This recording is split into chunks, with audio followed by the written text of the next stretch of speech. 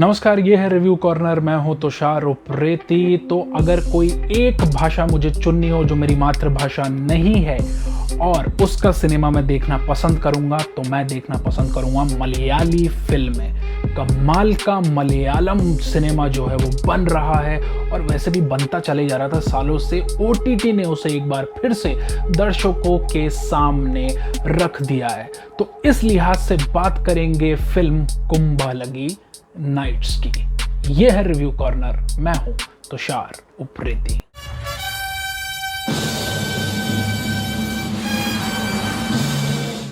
अगर सिनेमा में कला, संस्कृति, साहित्य और मॉडर्नाइजेशन का तड़का मिल जाए तो बनती है एक अद्भुत फिल्म, और ऐसी ही अद्भुत फिल्म है कुंभालगी नाइट्स। किसी को भी ये फिल्म मिस नहीं करनी चाहिए, चाहे वो इसे सबटाइटल्स के साथ देखे या फिर इसको डबिंग उसके साथ देखें, लेकिन किसी को भी ये फिल्म नहीं मिस करनी चाहिए। मेरा ऐसा मानना है कि जितना अद्भुत काम इस फिल्म के निर्देशक मधु सी नारायणन ने किया है, उतना ही श्रेष्ठ काम इस फिल्म के पटकथाकार ने भी किया है।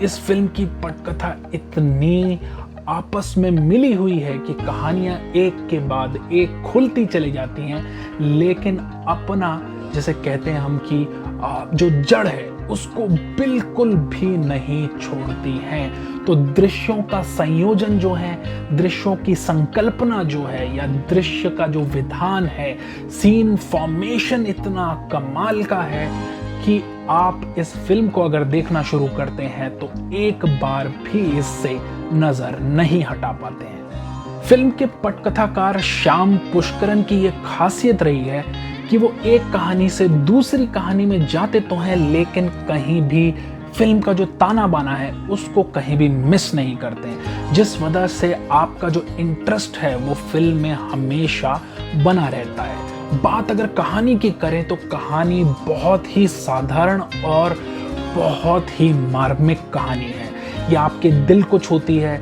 ये आपको बताती है कि एक अच्छी सिनेमा या एक अच्छे सिनेमा को रचने के लिए, एक अच्छी कहानी या अद्भुत कहानी को रचने के लिए आपको बड़े बड़े सेट्स की और बड़ी बड़े लोकेशंस की ज़रूरत नहीं होती। वो आप अपने सीमित संसाधनों में भी रच सकते हैं। तो फहाद फासिल प्रोडक्शंस कहीं ना कहीं इसके लिए मेरा ये मानना है कि बहुत ही ज़्यादा बधाई का पात्र है कि उन्होंने इस फिल्म की कहानी को चुना, कि वो इसको एक फिल्म के तौर पे परिवर्तित करना चाहेंगे। और कमाल का है दोस्तों, कमाल का स्क्रीन प्ले लिखा गया है। तो स्क्रीन प्ले की जो बारीकियां हैं और कहानी जो है वो कहीं भी एक दूसरे से अलग नहीं होती है। कहानी है दो अलग अलग परिवारों की।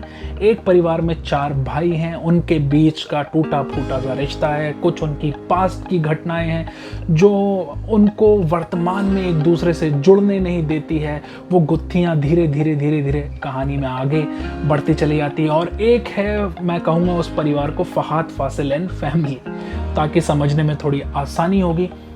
वो परिवार है और फहाद फासिल का क्या कहना है दोस्तों, क्या कहना है। एना बेन उनकी सिस्टर इन लॉ का किरदार कर रही हैं। इन दोनों ने दृश्यों को जीत लिया है। जैसे फहाद फासिल के साथ एक छोटा सा दृश्य है जिसमें 2 घर की औरतें आपस में बातें कर रही हैं और वो बेयर बॉडी से किचन में ऐसे हाथ रख के खड़े हुए हैं और पूछने की कोशिश कर रहे हैं अपने मेल शोविनिज्म में, क्या बात मेरे बारे में हो रही है। वो दृश्य बहुत ही अद्भुत है। और आखिरी जो दृश्य है फिल्म का, जहाँ पे सारे किरदार एक साथ कोलाइड करते हैं और कैसे कहानी एक तरह से खुलती चली जाती है, वो तो जितनी तारीफ की जाए उतना कम है। और फहाद फासिल का अभिनय या श्रीनाथ बस्सी जो हैं, उनका अभिनय बहुत ही मार्मिक है, दिल को छू लेने वाला है। इसमें शेन निगम है। शेन निगम बहुत ही क्यूट एक तो ये लड़का है, बहुत ही उम्दा तरह से जो प्रेम कहानी आगे बढ़ी है उनकी और एना बेन के बीच में, वो बहुत ही मनोरंजक है। हर किरदार एकदम अनूठा है, नया है, भारतीय फ्लेवर में अगर मैं बात करूं। और जिस तरह से निर्देशक ने उसे पिरो दिया है या पटकथाकार ने जैसे मौका दिया है अपने कलाकारों को, और कलाकार जैसे एक के बाद एक उस पे खरा उतरते गए हैं, उसलिए ये फिल्म ज़रूर देखी जानी चाहिए। कुंबालगी नाइट्स में प्रेम कहानी है, पारिवारिक कहानी है, भाइयों के बीच की कथा है, लेकिन दो कलाकार ऐसे हैं जिनका नाम है मैथ्यू थॉमस, एक टीनेज कलाकार, और दूसरे हैं सोबिन साहिर। इन दोनों ने कुछ अजीब सा मैजिक कर दिया है, एक अजीब सा रचना संसार रच के रख दिया अपने अभिनय के द्वारा। खास तौर से सोबिन साहिर के जो दृश्य हैं जिसमें वो बैठ के बात कर रहे हैं अपने एक मित्र से, और उसके बाद कैसे एक हादसा होता है और उसके बाद जो उस व्यक्ति का ट्रांसफॉर्मेशन होता है, वो कहीं ना कहीं बहुत गहरी सोच सिनेमा की बताता है। यूजुअली हम फिल्मों में देखते हैं कि किरदार जो हैं वो बहुत ही एक परत या दो परत के होते हैं, लेकिन आम जीवन में क्या होता है, लोग गलतियां करते हैं, उससे सीखते हैं, आगे बढ़ते हैं, अटके नहीं रहते हैं। सिर्फ अच्छा या बुरा या ग्रे ही नहीं होता, बहुत से रंग होते हैं, और वो सारे रंग इस छोटे से कस्बे की कहानी में उभर के आ गए। मैंने शुरू में जिक्र किया था कि सांस्कृतिक झलक बहुत है इस फिल्म में। वो इसलिए ये फिल्म कहीं से भी गॉड्स ओन कंट्री या जैसे कहीं आइए केरला किस्म का विज्ञापन नहीं करती है और उस तरह का नकली संसार नहीं रचती है, लेकिन इस फिल्म को देखकर आपको मलयालम भाषा से, उस राज्य से बेहद प्यार हो जाएगा, क्योंकि ये फिल्म बहुत ज़्यादा असली है। कुछ भी इसमें ऐसा नहीं है जो आपको लगे कि आपको कहानी से अलग ले जाए या आपको पर्यटन की दुनिया में ले जाए, या निर्देशक कोशिश ज़बरदस्ती करने की कर रहा हो कि मैं दिखाऊं कि राज्य कितना खूबसूरत है। जैसे कि हम हमेशा देखते हैं बहुत सी फिल्मों में जब कश्मीर को हम दिखाते हैं तो बहुत ही सुंदरता और उन सब चीज़ों में निर्देशक या लेखक जो है वो खो जाता है, लेकिन यहाँ ऐसा कुछ नहीं है। लोगों के काम, लोगों की दिनचर्या, लोगों का व्यवहार बिल्कुल वैसा ही है जैसे एक आम भारतीय राज्य में होता है। उनकी नौकरियाँ, उनका जो काम करने का अंदाज है, उनका बोलने का अंदाज, उनकी भाषा, उनके डर, सब कुछ वैसा ही है जैसा एक आम भारतीय परिवारों में होता है। तो मेरी नज़र में ये one of the best film है पिछले कुछ 5-6 सालों में आई हुई मलयालम की ओर से।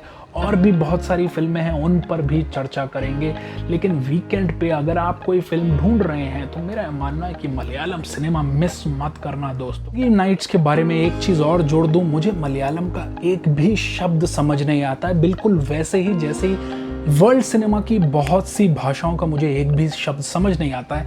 लेकिन जैसे मैं ईरानी फिल्में देखता था और उन्हें देख के दिल बहुत खुश होता था, क्योंकि अद्भुत मानवीय संकल्पना की कहानियाँ वो होती थी, ऐसा ही ये फिल्म देख के मुझे लगा है। और ख़ास तौर से मैंने एक भी गाना जो इस फिल्म में है उसे फास्ट फॉरवर्ड करके नहीं देखा। तो फिल्म का संगीत बहुत ही मधुर है, और मैंने तो कुछ गाने डाउनलोड भी कर लिए हैं, उनको मैं सुनूंगा या उनको मैं ऐप पे जाके दोबारा सुनूंगा और समझने की कोशिश करूंगा कि उनका जो मर्म है वो कहीं ना कहीं बहुत गहरा है, और संगीत की तो वैसे भी कोई जुबान नहीं होती है। कुल मिलाकर सुशील श्याम का जो संगीत है वो बहुत ही मधुर है, कानों को बहुत ही राहत देता है, और एक ऐसे दौर में जबकि गाने बार बार रिमिक्स किए जा रहे हैं, ऐसा मधुर संगीत बजता रहे, आप एक कमरे में हो, वहाँ पढ़ने के लिए अच्छी किताबें हो, खाने के लिए अच्छा भोजन हो और देखने के लिए ऐसा ही अद्भुत सिनेमा हो, तो और क्या